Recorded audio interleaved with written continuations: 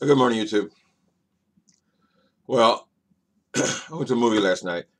So I went to see the story written by James Baldwin, I'm Not Your Negro. And I believe that he had a little more colorful language, the original language that I've seen clips of. Anyway, I went to see this movie.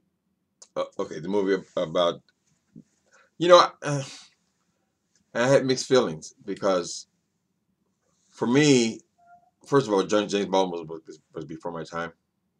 So I wasn't aware of him when he was writing. I was a child.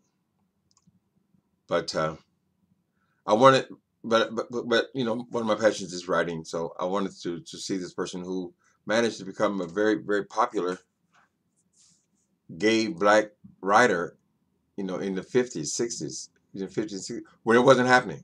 They didn't get on like that. So I was going there expecting. I wanted to get inspired by him as far as his writing career. Uh, I was curious about that part of his life. And the other part of his life that I was curious about was the gay aspect. Now in this movie, I could be off by one, but they mentioned that he was homosexual one time in the entire movie. 90 minutes or 2 hours. One time they mentioned that. So the things that I was looking forward to hearing about, and what was it like to be a gay black man, uh, in the 50s. I thought it would be very interesting. What was it like to be a gay black writer in the 50s, 60s? I thought that would be very interesting. Those were not the subjects. This is not a review of that movie. It's about, in fact, so don't don't uh, don't think I'm trying to do that. But this, from what I can tell, is it was a book proposal. He was going to write a story. This was never a finished project. From what I remember of the credits, or the beginning of the movie, they were saying that this was based on 30 pages of notes that he was taking for this book proposal. Book proposals, when you submit, you want your publishers to pay you up front for a project so that you can complete the project. So that got completed, but it was based on the lives of. He wanted to do a book or story on Martin Luther King, Malcolm X, and Medgar Evers, so civil rights icons. So this was not necessarily about his writing. They didn't show any of the books he did. That they didn't even do any particular any of his writings or reading many of his writings. Mostly clips.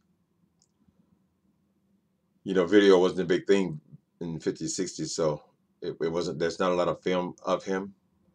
They've taken the clips and it focuses on this project. Although they interject parts of modern since he's been dead too, like that Barack Obama appears in there, Donald Trump's voice appears in there as well. So anyway, I was feeling bad because I said, here I've seen this movie, this historical figure, someone I've always been curious about, but I'm not. Uh, I don't know a lot about, and I was looking forward to knowing more about him. So I came out knowing not much more than I knew already. And so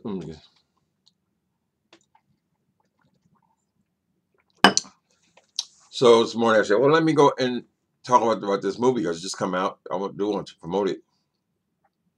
But in my view, I'm not going to review something that if I don't like it, I'm not going to go and just say other people's work.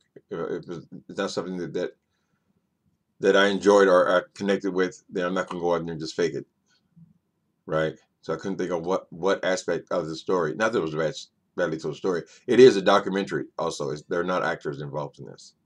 Samuel L. Jackson does the voice of James Baldwin, and so there's footage from civil rights movement, things like that. Anyway, so I didn't know how to approach reviewing that movie. A lot of things, there's a lot of clips of lynching, real lynchings, that I always find very uncomfortable. See people dogged away, and the meanness and the evilness and all the things that went on in the 60s. It can be overwhelming for me. I'll tell you that very honestly, and it can be depressing for me to see the way black people were treated and some of the things that our people went through. But I got jumped on. I said, okay, well, if I ain't got nothing good to say, or I can't relate to the movie, then I'm going to not review it. That was my decision. Then I got on Facebook. So I got inspired by an unlikely source. All right, let me tell you what the article that made me change my mind. Okay, this is from past. Okay, here's the headline. Okay, Donnie McClurkin tells Christians to stop protesting Donald Trump. I'll just read you a paragraph here. He says, uh, we need to know what our vote really means and how to utilize it. Okay, but I don't want us, I'm quoting from Donnie McClurkin's article. Okay, but I don't want us to get caught up in this protest, the gospel singer and pastor of Perfecting Faith Church in Freeport, New York, said on an unsyndicated radio show. Get Up Mornings with Erica Campbell. You know, Erica Campbell is one of his friends. She's one of Mary. Okay, here's the quote. The protests do nothing but rile people up. It causes people anger to rise up, and it gives us false sense of involvement, said McClurkin. Okay, I'm not gonna get you guys can go see the whole article. It's called the Christian Post. I'm sure if you go online for Christian Post, you'll see what he says. But that kind of inspired me to maybe I did have something to say about this protest thing, and that is civil rights may make some of us uncomfortable. Reliving that may make some of us uncomfortable. Certainly, lynching and the hatred uh, that people had to fight against makes us uncomfortable. But what if those people in this time of this Baldwin project, what if they didn't protest?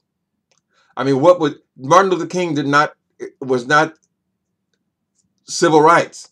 He was a leader of a civil rights movement. He wasn't civil rights. There were thousands and thousands of people protesting. There was a million-man march. There were thousands of people protesting for the things we take for granted now. Now, so what if nobody protested anything? What if we just went on at the level we were going at that time? What if Martin never came to the forefront? Malcolm, I'm not totally in line with a lot of the teachings of Malcolm X, especially not his early teachings, but that was a leader. That was a leader. He got people to speak up, and it was all about protests. And people were, I mean, they were treated savagely. I mean, with these water hoses and the way people were being beaten, women and children drugged. It was horrible. But what if they didn't do it? So I think what this article, this last thing that I just read, touched off for me is because I'm not a protester, because I'm not involved in that level, I'm not going to tell nobody else not to protest, not to fight for our rights. People, if that's your passion, if that's what you're called to do it. Please do it. What if Donald Trump goes through this whole presidency unchecked? What if there were no protests about this ban on Muslims? Because they were just the first victims. They were not going to be the last people. He was coming for the Mexicans next, and then somewhere down the line, we're going to fall in line too. But what if no one ever checked him about anything? He just was able to go in there and just do what he wanted. We'd be living in a nightmare in short order. He wouldn't need 8 years. 4 years is enough to do it. So it gave me a different take on what I saw last night. Different respect for it. Because those people, they were on the front lines. And a lot of things we take for granted, it is because it started in the 1960s, the Civil Rights Movement. So I wanted to hear about it. James Baldwin was writing things like that. That wasn't his passion. He was a writer, but he was more passionate. His passion was civil rights. And thank God it was. So you have to honor that and respect that. So I do have something positive to say about James Baldwin's writings. I mean, that was a strong black man. I mean, he was gay. I wish he would talk about gay, and maybe somebody else did a different kind of biography. They talk about the gay, but at that time in history, it wasn't about the gay. Nobody think about the gay, and just the fact that he was able to excel or to be heard in spite of the gay, phenomenal. So, movie goes into Martin's life. I wish they went a little more into the people, the subjects' lives, but it was just a proposal. A proposal is just something. He says 30 pages of notes. It would probably be trickled down to maybe a 10-page proposal to talk about. It just telling the publisher what they want to write about. So I went into that not knowing very much about Medgar Evers. I know about Martin and I know about Malcolm, but I didn't know about Medgar Evers, and I came out of it not knowing much about him. He was basically, I mentioned there were certain events that they touched on when each person was killed. Now I can remember. I'm 58 years old. I can remember exactly what I was doing when I heard that Martin Luther King was killed. So, and he was 68. I was born in 58. So I was 10 years old and I was playing in my mother's front yard when I heard that. So even my 10-year-old mind knew something huge had happened. So anyway, those are just some thoughts. Go see this movie, particularly, just go see the movie. It's good history. It's not like I didn't like it. It's a documentary. So, I went in, I think I just went in there with the wrong expectations. Uh, yeah. So there's gonna be a lot of buzz about this movie. James Baldwin, very popular writer. There are a lot of the clips that they use uh, in this movie are already on YouTube. Because so I did have some knowledge of some of his teachings, writings, things like that, and I've determined this one book in particular that I want to get of his. And I want to start that process and kind of get to who the brother was. All right, so Pastor Donnie McClurkin, I don't agree with you, and also not only that, I don't agree with you that people shouldn't protest. Uh, what's going on with the wedding? Let me stop. Stop, Timothy.